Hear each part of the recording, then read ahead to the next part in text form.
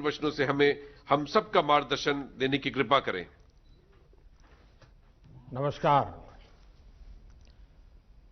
केंद्रीय मंत्रिमंडल में मेरे सहयोगी श्रीमान हरदीप सिंह पुरी जी, त्रिपुरा के मुख्यमंत्री विप्लव कुमार देव जी, झारखंड के मुख्यमंत्री भाई हेमंत सोरेन जी, उत्तर प्रदेश के मुख्यमंत्री योगी आदित्यनाथ जी, मध्य प्रदेश के मुख्यमंत्री श्रीमान शिवराज सिंह जी चौहान, गुजरात के मुख्यमंत्री श्रीमान विजय रूपाणी जी, तमिलनाडु के मुख्यमंत्री थिरु ई के पनलानी स्वामी जी, आंध्र प्रदेश के मुख्यमंत्री श्री वाई.एस. जगनमोहन रेड्डी जी, कार्यक्रम में उपस्थित सभी आदरणीय गवर्नर महोदय, उपस्थित अन्य सभी महानुभाव, भाइयों और बहनों, आप सभी को, सभी देशवासियों को 2021 की बहुत बहुत शुभकामनाएं, अनेक अनेक मंगल कामनाएं।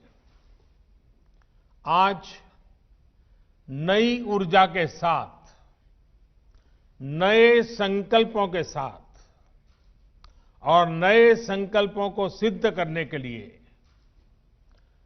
तेज गति से आगे बढ़ने का आज शुभारंभ है। आज गरीबों के लिए, मध्यम वर्ग के लिए, घर बनाने के लिए नई टेक्नोलॉजी देश को मिल रही है। तकनीकी भाषा में आप इसे लाइट हाउस प्रोजेक्ट कहते हैं।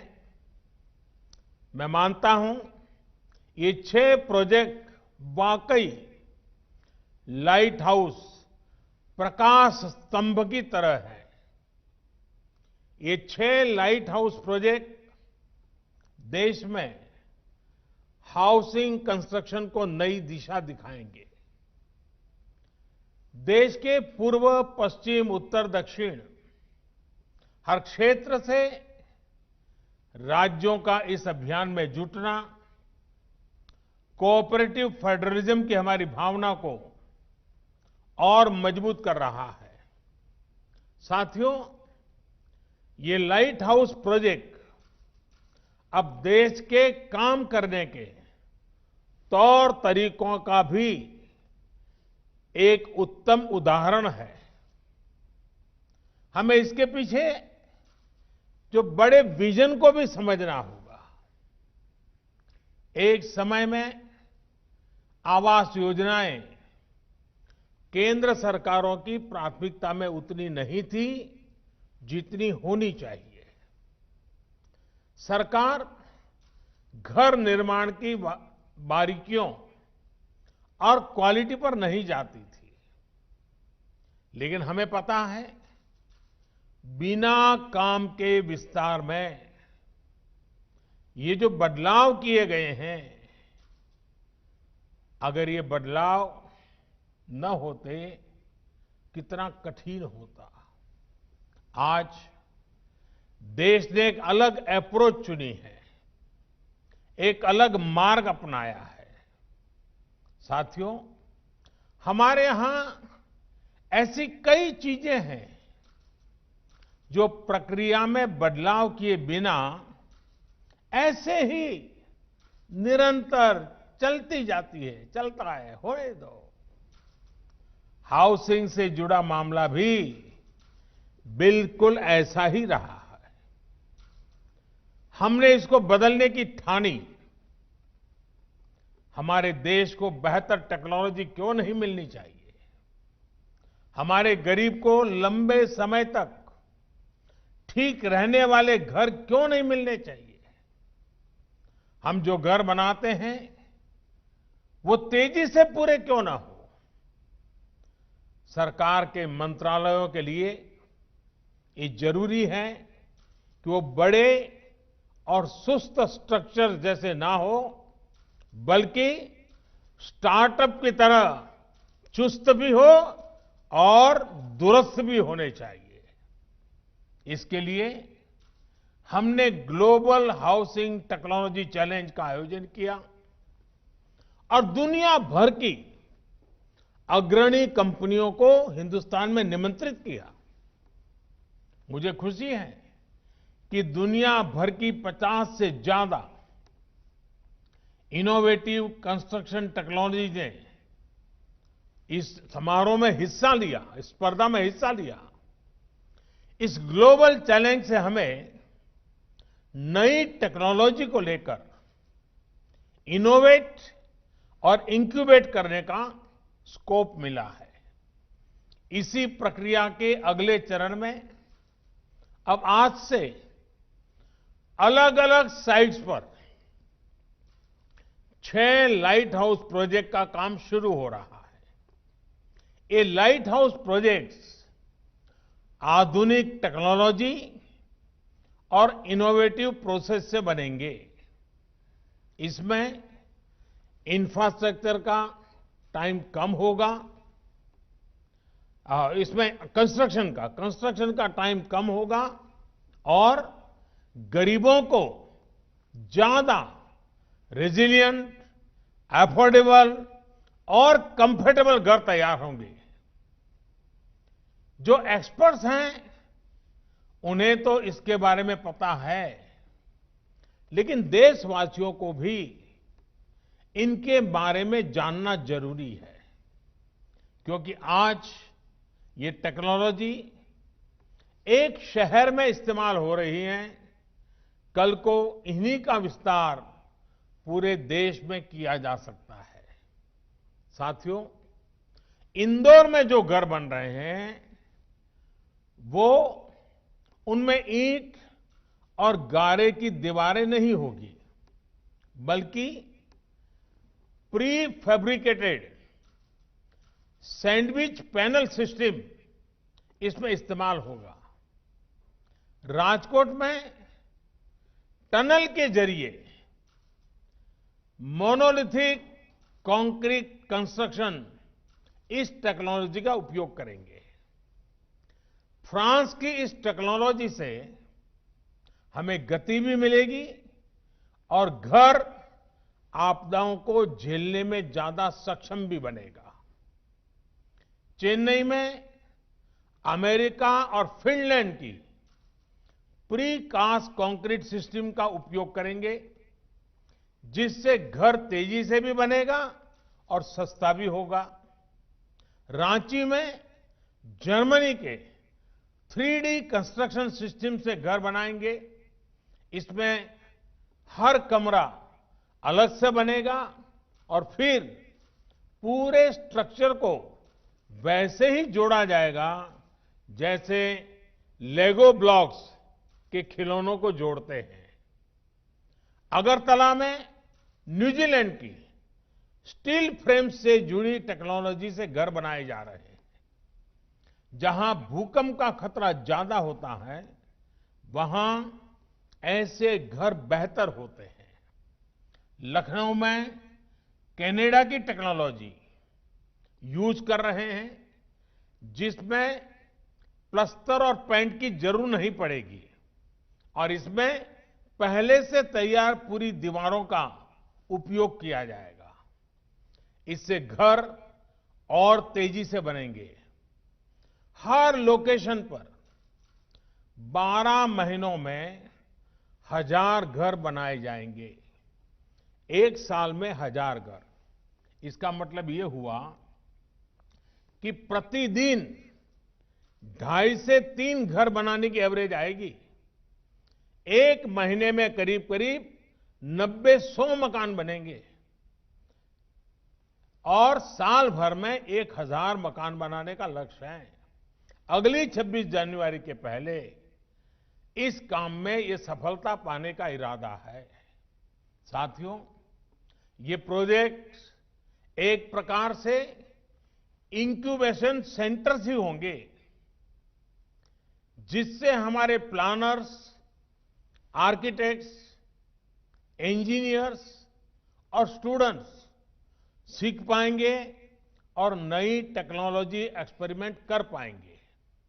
मैं देश भर की इस प्रकार की सभी यूनिवर्सिटी से आग्रह करता हूं, सभी इंजीनियरिंग कॉलेज से आग्रह करता हूं कि इस फील्ड में जुड़े हुए आपके प्रोफेसर्स, आपकी फैकल्टीज, आपके स्टूडेंट्स 10-10, 15-15 के ग्रुप बनाएं, एक एक वीक के लिए इन 6 साइट पर रहने के लिए चले जाएं, पूरी तरह उसका अध्ययन करें, वहां की सरकारें भी उनको मदद करें और एक प्रकार से देश भर की हमारी यूनिवर्सिटी के लोग ये जो पायलट प्रोजेक्ट हो रहे हैं, एक प्रकार से इंक्यूबेटर्स हो रहे हैं, वहां जाकर के टेक्नोलॉजी, और मैं ये चाहूंगा कि हमें आंख बंद करके किसी टेक्नोलॉजी को अडॉप्ट करने की जरूरत नहीं है।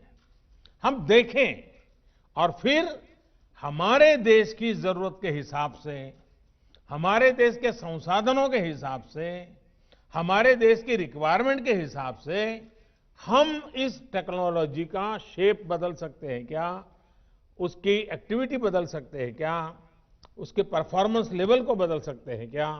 मैं पक्का मानता हूं हमारे देश के नौजवान ये देखेंगे, उसमें जरूर वैल्यू एडिशन करेंगे, कुछ नयापन जोड़ेंगे और सचमुच में देश एक नई दिशा में तेज गति से आगे बढ़ेगा। इसी के साथ साथ घर बनाने से जुड़े लोगों को नई टेक्नोलॉजी से जुड़ी स्किल अपग्रेड करने के लिए सर्टिफिकेट कोर्स भी शुरू किया जा रहा है। ये बहुत बड़ा काम है। हमने इसके साथ human resource development, skill development, इसको साइमल्टेनियस शुरू किया है। ऑनलाइन आप पढ़ सकते हैं, इस नई टेक्नोलॉजी को समझ सकते हैं, आप एग्जाम देकर के सर्टिफिकेट प्राप्त कर सकते हैं। ये इसलिए किया जा रहा है ताकि देशवासियों को घर निर्माण में दुनिया की बेस्ट टेक्नोलॉजी और मटेरियल मिल सके। साथियों, देश में ही आधुनिक हाउसिंग टेक्नोलॉजी से जुड़ी रिसर्च और स्टार्टअप्स को प्रमोट करने के लिए आशा इंडिया प्रोग्राम चलाया जा रहा है। इसके माध्यम से भारत में ही 21वीं सदी के घरों के निर्माण की नई और सस्ती टेक्नोलॉजी विकसित की जाएगी। इस अभियान के तहत 5 सर्वश्रेष्ठ तकनीकों को चयन भी किया गया है। अभी मुझे बेहतरीन कंस्ट्रक्शन टेक्नोलॉजी पर आधारित किताब और ऑनलाइन सर्टिफिकेट कोर्स नवरीति, इससे जुड़ी पुस्तकों के विमोचन का भी अवसर मिला। इनसे जुड़ी सभी साथियों को भी इस एक प्रकार से होलिस्टिक अप्रोच के लिए मैं सभी साथियों को बहुत बहुत बधाई देता हूं। साथियों, शहर में रहने वाले गरीब हो या फिर मध्यम वर्ग के, उन सब से और इन सब का एक सबसे बड़ा सपना क्या होता है? हर किसी का सपना होता है अपना घर। किसी को भी पूछिए, उसके मन में होता है भाई ये घर बना ले, बच्चों को जिंदगी अच्छी चली जाएगी। वो घर जिसमें उनकी खुशियां जुड़ी होती हैं, सुख दुख जुड़े होते हैं, बच्चों की परवरिश जुड़ी होती है, मुश्किल के समय एक गारंटी भी जुड़ी होती है कि चलो कुछ नहीं है तो ये अपना घर तो है ही है। लेकिन बीते वर्षों में अपने घर को लेकर लोगों का भरोसा टूटता जा रहा था। जीवन भर की पूंजी लगाकर घर खरीद तो लिया, पैसे तो जमा कर दिए, लेकिन घर कागज पर ही रहता था। घर मिल जाएगा इसका भरोसा नहीं रह गया था। कमाई होने के बावजूद भी अपनी जरूरत भर का घर खरीद पाएंगे, इसका भरोसा भी डगमगा गया था। वजह क्योंकि कीमतें इतनी ज्यादा हो गई थी। एक और भरोसा जो टूट गया था वो ये कि क्या कानून हमारे साथ देगा कि नहीं देगा। अगर बिल्डर के साथ कोई झगड़ा हो गया, मुसीबत आ गई, तो ये भी एक चिंता का विषय था। हाउसिंग सेक्टर की ये स्थिति हो गई थी कि किसी गड़बड़ी की स्थिति में सामान्य व्यक्ति को ये भरोसा ही नहीं था कि कानून उसके साथ खड़ा होगा। और साथियों, इन सब से वो किसी तरह निपटकर आगे बढ़ना भी चाहता था। तो बैंक की ऊंची ब्याज, कर्ज मिलने में होने वाली मुश्किलें उसके और इन सपनों को फिर एक बार नीचे पस्त कर देती थी। आज मुझे संतोष है कि बीते 6 वर्षों में देश में जो कदम उठाए गए हैं, उसने एक सामान्य मानवी का, खास करके मेहनतकश मध्यम वर्गीय परिवार का ये भरोसा लौटाया है कि उसका भी अपना घर हो सकता है, अपना मालिकी का घर हो सकता है। अब देश का फोकस है गरीब और मध्यम वर्ग की जरूरतों पर।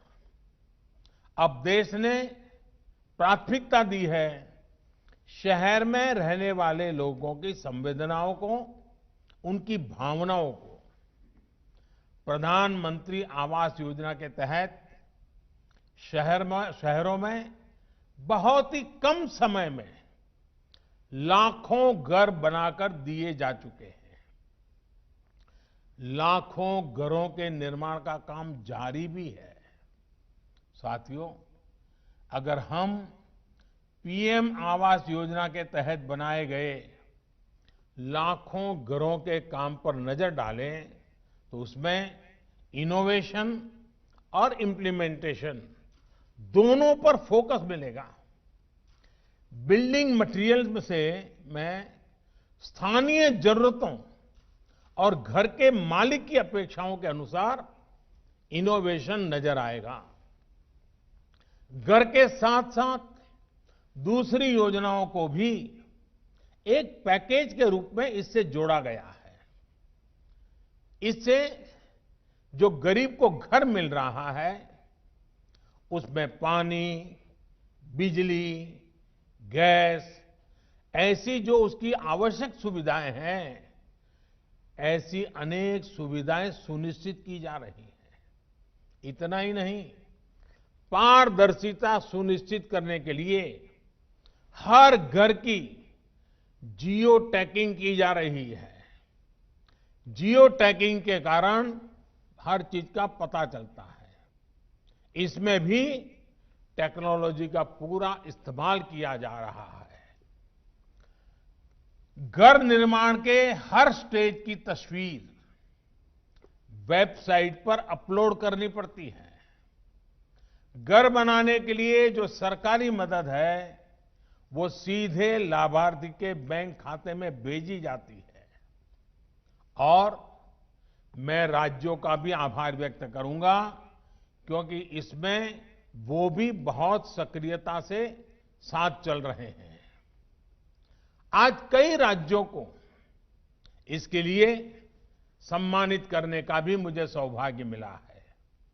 मैं इन राज्यों को जो विजयी हुए हैं, जो आगे बढ़ने के लिए मैदान में आए हैं, उन सभी राज्यों को विशेष रूप से बधाई देता हूं। साथियों, सरकार के प्रयासों का बहुत बड़ा लाभ शहरों में रहने वाले मध्यम वर्ग को हो रहा है। मध्यम वर्ग को अपने पहले घर के लिए एक तय राशि के होम लोन पर ब्याज में छूट दी जा रही है। अभी कोरोना संकट के दौरान भी सरकार ने होम लोन पर ब्याज में छूट की विशेष योजना शुरू की। मध्यम वर्ग के साथियों के जो घर बरसों से अधूरे पड़े थे, उनके लिए 25,000 करोड़ रुपए का विशेष फंड भी बनाया गया है। साथियों, इन सारे फैसलों के साथ ही लोगों के पास अब रेरा जैसा कानून की शक्ति भी है। रेरा ने लोगों में ये भरोसा लौटाया है कि जिस प्रोजेक्ट में वो पैसा लगा रहे हैं वो पूरा होगा उनका घर अब फंसेगा नहीं।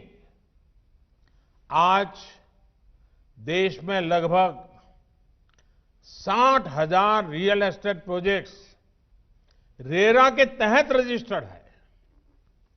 इस कानून के तहत हजारों शिकायतों का निपटारा किया जा चुका है, यानी हजारों परिवारों को उनका घर मिलने में मदद मिली है। साथियों, हाउसिंग फॉर ऑल यानी सबके लिए घर, इस लक्ष्य की प्राप्ति के लिए जो चौतरफा काम किया जा रहा है, वो करोड़ों गरीबों और मध्यम वर्ग परिवारों के जीवन में बड़े परिवर्तन ला रहा है। ये घर गरीबों के आत्मविश्वास को बढ़ा रहे हैं। ये घर देश के युवाओं के सामर्थ्य को बढ़ा रहे हैं। इन घरों की चाबी से कई द्वार एक साथ खुल रहे हैं। जब किसी को घर की चाबी मिलती है ना, तब वो दरवाजा या चार दीवार इतना तक नहीं होता है। जब घर की चाबी हाथ आती है तो एक सम्मानपूर्ण जीवन का द्वार खुल जाता है, एक सुरक्षित भविष्य का द्वार खुलता है। जब घर के मकान के मालिकी का हक आ जाता है, चाबी मिलती है, तब बचत का भी द्वार खुलता है, अपने जीवन के विस्तार का द्वार खुलता है। 5-25 लोगों बीच में, समाज में, ज्ञाति में, बिरादरी में एक नई पहचान का द्वार खुल जाता है, एक सम्मान का भाव लौट आता है, आत्मविश्वास पनपता है। ये चाबी लोगों के विकास का, उनकी प्रगति का द्वार भी खोल रही है। इतना ही नहीं, ये चाबी भले ही दरवाजे की चाबी होगी, लेकिन वो दिमाग के भी वो ताले खोल देती है, जो नए सपने संजोने लग जाता है, नए संकल्प से की ओर बढ़ चलता है और जीवन में कुछ करने के सपने नए तरीके से बुनने लग जाता है। इस चाबी की इतनी ताकत होती है। साथियों, पिछले साल कोरोना संकट के दौरान ही एक और बड़ा कदम भी उठाया गया है। ये कदम है एफोर्डेबल रेंटल हाउसिंग कॉम्प्लेक्स। ये योजना, इस योजना का लक्ष्य हमारे वो श्रमिक साथी हैं जो एक राज्य से दूसरे राज्य में या फिर गांव से शहर आते हैं। कोरोना के पहले तो हमने देखा था कि कुछ जगह से अन्य राज्य से आए लोगों के लिए अनाप शनाप कभी कभी बातें बोली जाती थी, उनको अपमानित किया जाता था। लेकिन कोरोना के समय सारे मजदूर अपने अपने यहां वापस गए तो बाकियों को पता चला कि इनके बिना जिंदगी जीना कितना मुश्किल है, कारोबार चलाना कितना मुश्किल है, उद्योग धंधे चलाना कितना मुश्किल है। और हाथ पैर जोड़ करके लोग लगे वापिस आओ, वापिस आओ।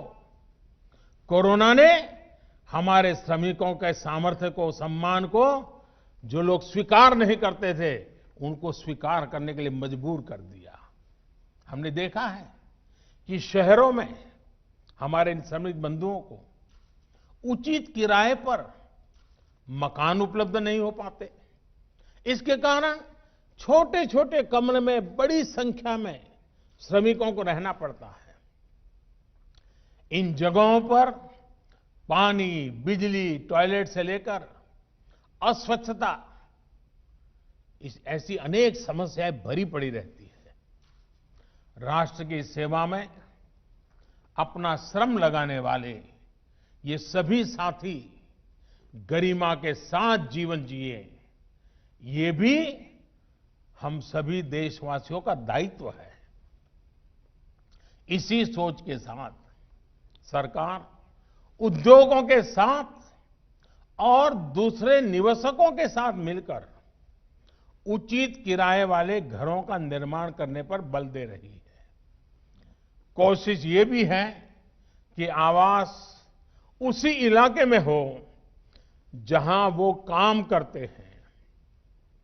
साथियों, रियल एस्टेट सेक्टर को प्रोत्साहित करने के लिए भी निरंतर निर्णय लिए जा रहे हैं।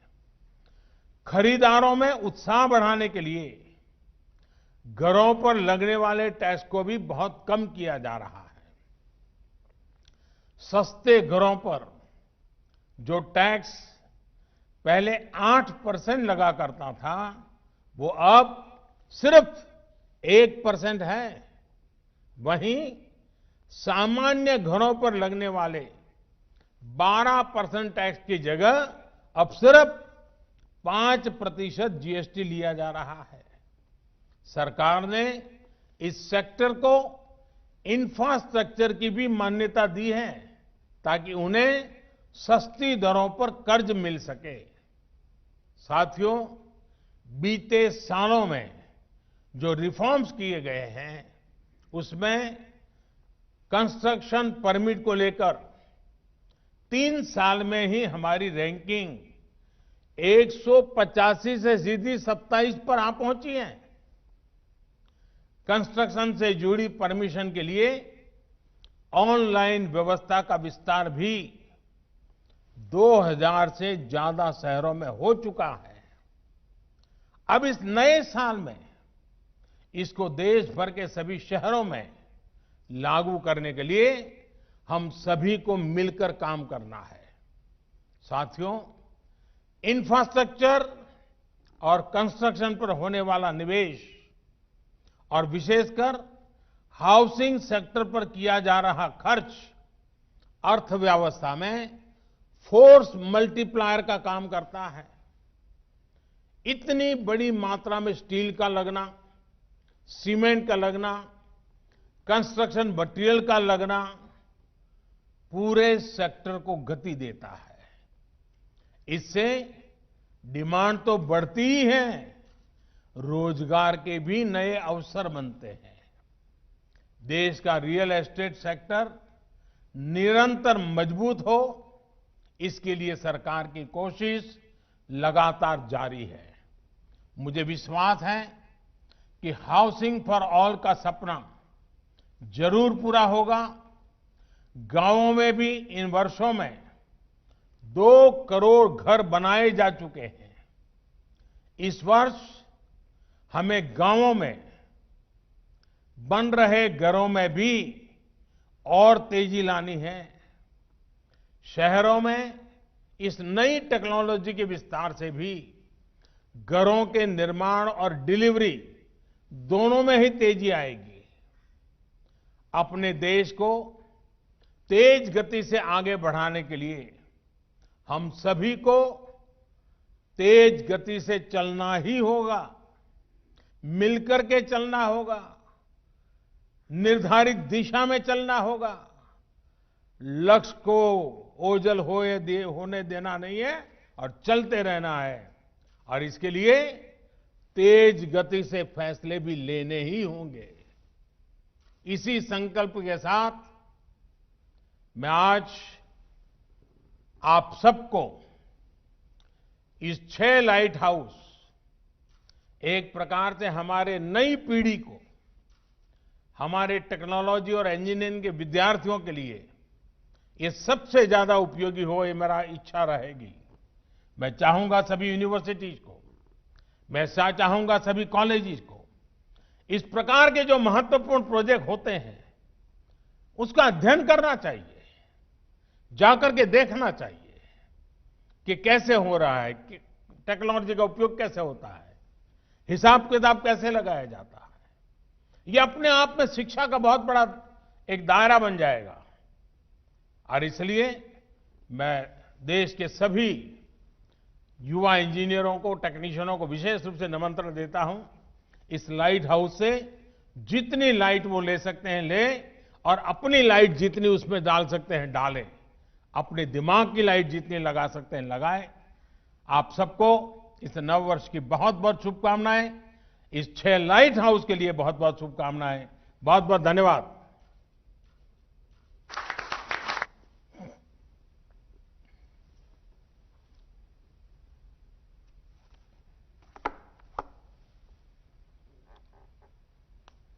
माननीय प्रधानमंत्री जी, आपके प्रेरणा